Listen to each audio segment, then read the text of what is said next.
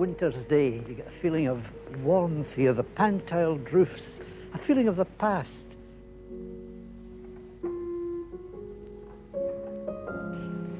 I'd never been in this place until the other day. I couldn't believe it, because when you live in the 20th century, it's very hard to step into the 18th century. So these buildings go right back to the 18th century. And here's an estuary sweeping right across to a hilly other side. But it's that river that interests me, because the name of this place is Cramond, and that comes from the Welsh. The people who lived here were a tribe, a barbarian tribe called the Votadini, and that's what the Romans called them. And Cramond, which they named this place, these barbarians, means the fort in the river, which must refer to the Romans. And the Romans, it would appear, used this river in order to get a wall supplied, a wall called Antonine's Wall, stretching from the Forth to the Clyde, because, believe it or not, I'm in Edinburgh. Imagine being able to step into the past inside the Edinburgh city boundary. And it's no accident, because once this was a very, very busy place, long after the Romans had departed, it gradually became important because of this river. And until 1882, iron was being manufactured into various things here. The iron used to come from Russia and Sweden. And up the river there were several mills, 4 of them. Once they were corn mills, and then they changed to the making of iron. So here we not only have a Roman site, it was known there was a Roman fort here, but funnily enough, not until 1954 was the true importance of this place realized. So I'm going over the river now because there's still a hand-operated ferry there, and it follows a shore which was the old route to Queen's Ferry, and that's the route I would like to take for a minute.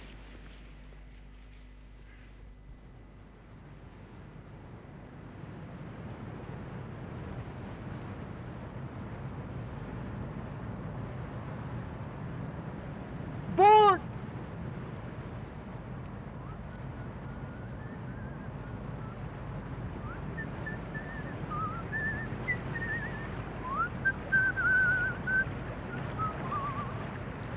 Coming, Lynn boy. Ah, it's coming.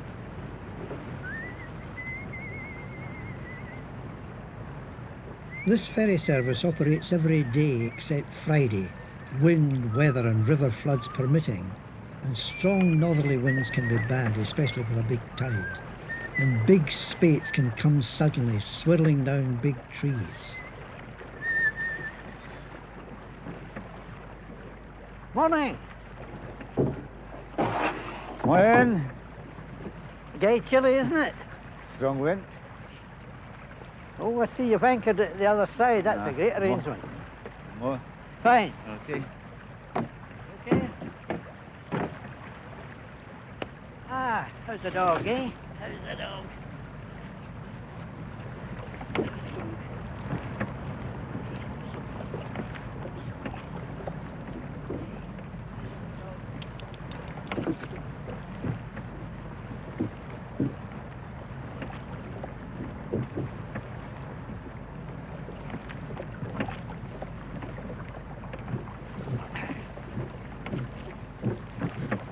I didn't expect to see a ferry working that way. Is it the easiest way? So am I your only passenger today? Probably. Well, I'm going to have a walk along the Queen's Ferry shore, and that's the old path that went to the ferry that used to run before there was a bridge. Yes. So, It was a very nice walk. how far is it? 4.5 miles. 4.5? Uh-huh. Oh, that's nothing to a young fella. No. So, I'll see you in about a couple of hours, eh? You're very good. Right, and I'll pay you on the way back. Oh, well, if you're coming back, I'll get it in. We'll have to come back. So, cheerio for now. Right, cheerio. Bye. I think the thing that surprised me about Cramond, as much as the attraction of the picturesque houses, was the wide sweep of river and sea on the Forth shore, so busy with birds. The feeling of a natural fishing village in the early days, with something of that feeling still persisting. Oh, it's much more sheltered here, and you really get the impression of being in an estuary, with the houses coming right down to the river. A lot of birds on the tide line too. That's Cramond Island out there. Now that's a tidal island. The tide's coming in at the moment, but at high tide during the last war they were frightened that submarines might come up the Forth and attack some of the installations. So they built this barrier across, and at low tide you can walk across it.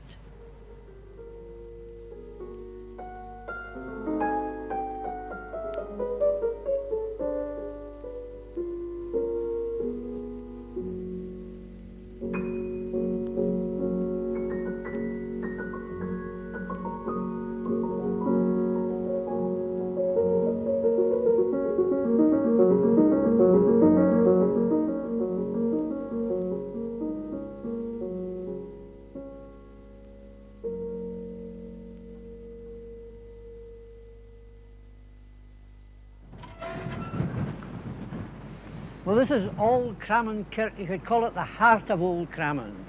This kirk is 500 years old, and 700 years before that there was an early Christian church built in the middle of a Roman fort, and even the tower itself is built of Roman stones. Amazing. And the kirkyard, well, it tells the story of Cramond right from the oyster fishing, salmon fishing days, early agriculture, right through to the Industrial Revolution. I've arranged to see the minister, and I think we're going to have an interesting chat.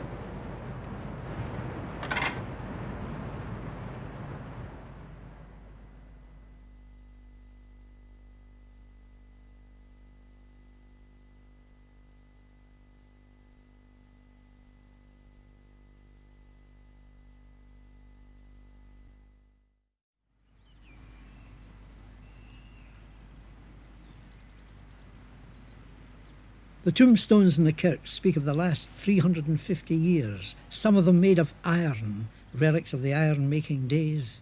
Older stone ones go back to the early 17th century. But what about the role of the kirk in these days? Was it true that the minister had to be something of a criminal justice? Yes, I don't know that I would have functioned too well in these days at all. You would have to understand how very different the church was then. The degree of discipline that the church could exert and impose. For example, church-going was compulsory, and if you didn't appear in church, the elder would be at the door asking why, and you would have to have a very good excuse to get away with it. If you wanted to sit down, you had to bring your own seat, bring your own stool. But, most important, in the center of it all, a platform on which sat this, the stool of repentance, or popularly known as the cutty stool. And those guilty of misdemeanors were posed on it on the Sabbath. You were duly reprimanded. If you repented, you were accepted back. The idea was quite good behind it. It was that any public misdemeanor is a sin against the whole community. The whole community should be apologized to for it. Here's another implement from the past. In the old days, when you didn't have pews or people didn't sit in regular order, an alms dish. Here you are, you went around with that, you rattled it in front of somebody's nose, and if they didn't put quite enough in, you could re-rattle it and say, come on, we need more than that. Had to make a good noise. That's right. Nowadays, they pass it around very discreetly in soft bags, and nobody knows what you put in. Now, this ancient kirk has got a very modern piece there, which I don't quite understand, in glass. What's the significance of that? It looks like an ancient painting in glass. It's a mosaic. It's a pleasantly colored mosaic, and it depicts probably the best-known historic incident connected with the community. An incident that happened to King James V, who was out riding one day at Cramond. He was attacked by muggers and was getting by far the worst of it when Jock was working in a field close by, noted the predicament and ran to the king's rescue. Jock intervened so successfully that the muggers ran away. The king realized he owed his rescue to Jock's intervention and thought he must award him suitably and granted to him the lands of Braehead. And the lands of Braehead are still in possession of the house and family to this day. Well, I'm going to have a look around now outside. Been great talking to you, Campbell.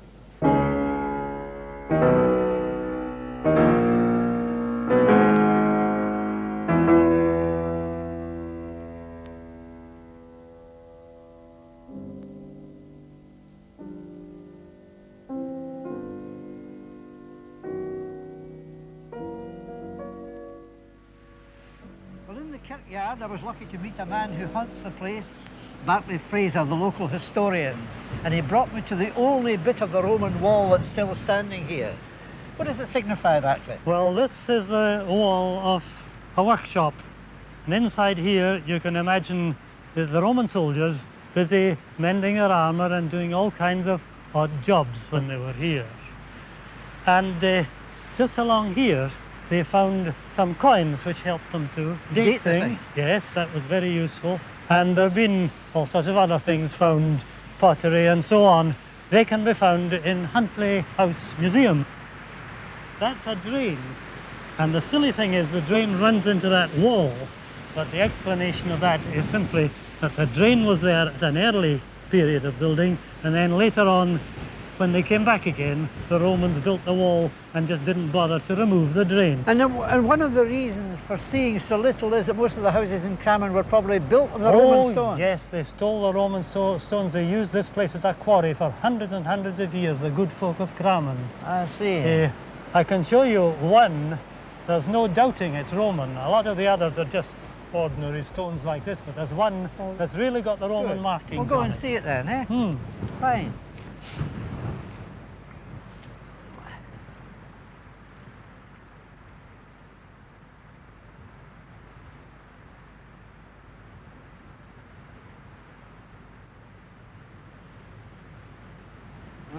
Is this it? And here we are, Tom. This is one of the stones that have been taken from down there, and that's why there's so little Roman work remaining. You can see faintly the chisel marks on it. Well, they're quite deep. Yes, but I'll show you a better one later. And there is a stone which has got nothing to do with the Romans, but quite lately the stones here disappeared altogether. They went to put them back, and they found inside a skeleton. Not a Roman skeleton, probably 17th century. Lovely teeth it had. So it was kept out for the minister to give a sermon on Sunday. And then the next day they put all this back and hid it again. Well, there we are, Tom. That's the prize exhibit of the whole lot. Beautiful diagonal marking there, and it's lasted for going on for 2,000 years now. Beautifully chiselled by the Romans. And there must be dozens of those all over Cramond, probably hidden away behind the Harling, you know. And the stones came from the River Gorge. I think so. Amazing. In order to see some of the Roman finds, Bartley told me I should go to Huntley House Museum in the Royal Mile and ask Nick Holmes to show me some of the pieces dating back nearly 2,000 years. We have here a small group of what are perhaps the most significant objects that we've found in the course of the excavations. All of these date from the period from roughly the mid-2nd century to the early 3rd century AD. First of all, two bronze objects here, rather attractive in appearance. A small brooch, known as a wheel brooch for obvious reasons, being made of bronze with enamel decoration in different colours, and probably one of a pair used for fastening some sort of garment. Here, a small pin with a spiral decoration and a cruciform decoration on the head, also probably used for dress fastening. Two iron objects here, an axe of a fairly standard Roman type, but in this case in a very good state of preservation owing to the fact that it was found in a well in a waterlogged deposit. This is a type which would have been used by Roman carpenters, probably for felling trees and producing the wood they required for making wooden objects. And here we have a shovel, the blade of, at any rate, which is of a type which you can probably recognise as being very similar to ones that are still in use today, normally known as diamond shovels. This was also found in the same well as the iron axe. On this side we have a child's shoe sole. Now this again was found in the well, And leather, like wood, of course, is only preserved under very exceptional circumstances when it's of this age. And waterlogged conditions are the sort which will preserve wooden and leather objects. This sole was one of a number found in the course of the excavations. Most of the rest were of adult shoes, but not in very good condition. This one is part of a window frame, and as far as we know, it's the only piece yet found on a Romano-British excavation. This object here is the leg of either a couch or a chair. Again, as you can see, quite well constructed, and a lot of very good workmanship gone into it. There have only been 3 examples of wooden furniture legs found on excavations in Britain, and this is by far the best executed in terms of the workmanship which has been found.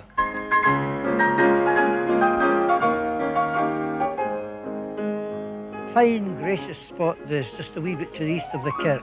The old tower belonged to the bishops of Dunkeld, but in time it became the home of an Edinburgh merchant, a Covenanter. So there's a paradox for you. And right beside it, this gracious mansion house, which began in the 17th century, but in the 19th century, Lady Terphichen wanted to make it fit for Chopin, who played the piano there.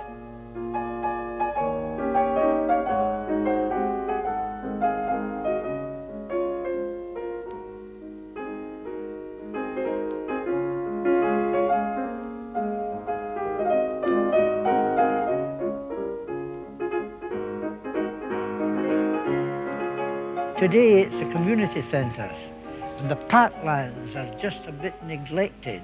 And what the local people of Cramond, who have formed an association, would love to do is to restore the parkland to its former grandeur. Alas, the fine elm trees forming the steep wall of the gorge are having to be cut down because of the disease which is attacking them here as in other parts of the country. Luckily for Cramond, though, the landowners on both sides of the river were deeply interested in the creation of elegant parks, and they're still here. It's amazing to think that less than 200 years ago, there were sailing sloops of 22 to 80 tons bringing in coal, lime and pig iron, the boats being hauled 500 yards upriver to a dock for unloading onto a tramway system. The upper mills were using water power to make furniture right into the 20th century. Batley Fraser has made a study of these times. And this River Amond actually begins away in the hills of Lanarkshire with tributaries from the Pentlands feeding it. That's right, and it collects its force, comes through a gorge here, which, as you've noticed, is a very beautiful gorge indeed. With a great force of water in it. Yes, oh yes, it's the power that has come from this that has created Cramond. Cramond wouldn't have existed if it hadn't been for that. And not power for electricity either. No, no. Originally it turned wheels, and originally it was for grinding corn, and then later on in the 18th century they found they could do things on a much bigger scale and produce iron goods as a result of it. So this waterfall, has it got a name? This is Ferrafar, and that's Ferrafar Mill down there, and you'll see the salmon ladder on the other side. But this was one of the 4 mills that were producing iron in this river after the days of the corn mills had passed. There were 4 of these mills going. 4 of the mills, 2 further up, and this one where they did the hammering and produced socks, or their ploughshares and pan handles and that sort of thing. Where did all the items go, though, apart from the ones that were sent to They Britain? went all over the place. They went across to America in colonial days. This is the end of the 18th century, or before the end of the 18th century, and they sent barrel hoops to the West Indies and to the Mediterranean, and the nails went almost anywhere, really. They were a very important firm in the early days. In fact, the Carron Company owned these mills, or owned the one mill which was when they started, first of all, and it was only later that the Tidal family took over and had it for 100 years. Let's go down and we'll see a bit more, eh? Righto. Here's a good bit of news about the river. The salmon and sea trout have returned to it after a long spell of pollution by paper mill effluent and shale workings. Maybe in time it'll be as good as it was last century. After being forgotten for so long, Cramond came to life again in 1894 when a railway line was opened from Craigleith Station to Barrington. And it's great that old Cramond has survived and is still surviving all the way upriver to the bridge. Well, this is where the river walk comes out, just a mile to the old brig of Cramond, the very spot, in fact, where King James V was attacked by thugs and rescued by Jock House. And of course the lands became part of the Howson heritage. And now this river trail is going to be part of the Cramond Heritage Trail, if the Cramond Association can just get enough interest. The local authority are right behind it, so it's something to look forward to in the future. This is the old road to Queen's Ferry, and just above it, the modern expressway to Edinburgh.